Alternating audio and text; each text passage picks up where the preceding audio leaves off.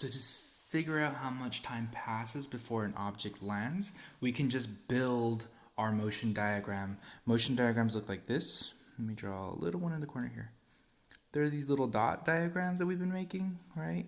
A couple of things to know about a motion diagram is the initial and the landing spot are the same height, and then there's always a peak, and we know a lot about what happens at the peak. For example, at the peak is where the vertical component of motion is 0, and the overall speed of the object is only the value for the horizontal, because there is no vertical.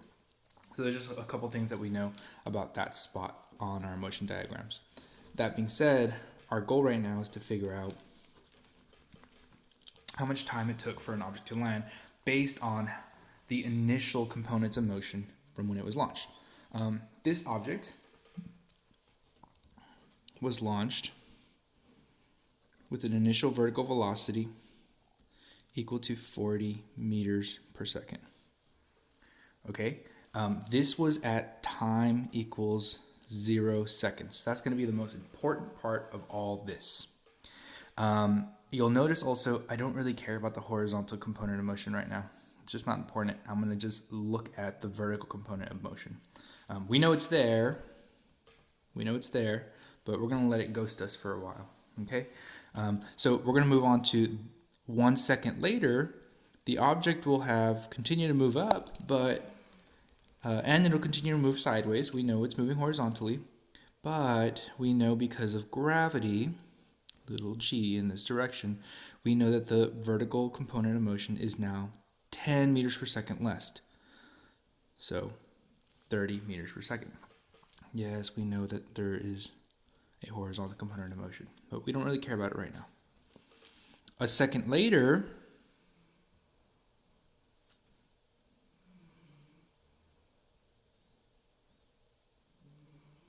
sorry, you can hear my dog snoring in the back. The object is now moving upward still, but 10 meters per second less than before. So we went 40, 30, 20. If we're thinking about it, I messed up here. Time equals 1 second, and here time equals 2 seconds. Okay, 1 second later, at time equals 3 seconds.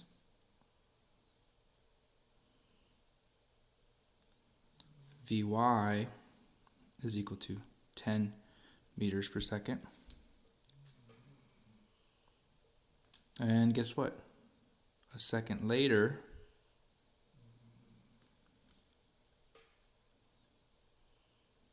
Vy is equal to 0 meters per second. So guess what? Now I have my trajectory. Let me try to draw it in. It's not pretty, but I'm still going to be able to solve my problem. I have my trajectory for this object launched at an angle. Guess what happens? We just have to draw the half of it that is kind of like if we just did a mirror, like this. We're just going to reflect it over this way. So there's a dot that goes there. There's a dot that goes there. Another one that goes there. One that goes there. Is it perfect? No. But it does allow me to do this. Okay? I know that when I get here, Vy will equal negative 10. Here, Vy will equal negative 20 meters per second. Here, Vy will equal negative 30 meters per second. And here, Vy will equal negative 40 meters per second. Okay, and I can just add in my times. This is t equals 4 seconds, t equals 5 seconds, t equals 6 seconds, t equals 7 seconds, t equals 8 seconds. So if someone tells you I launched an object with a vertical component of 40 meters per second and a horizontal component of 30 meters per second, you're going to use the vertical component, the initial vertical component, to figure out how much time it took you, or it took the object to land. And for this object, based on the fact that we lose 10 meters per second every second, we know that the object And we know also the important part is that the object lands at the same speed that it is launched. Okay, so yes, there is a vertical component in the negative here, and there's also the horizontal component Vx still happening.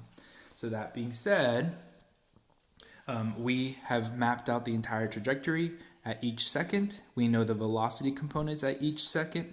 And based on knowing that, we were able to figure out how much time it took. It took 0, 1, 2, 3, 4, 5, 6, 7, 8 seconds for this object to land.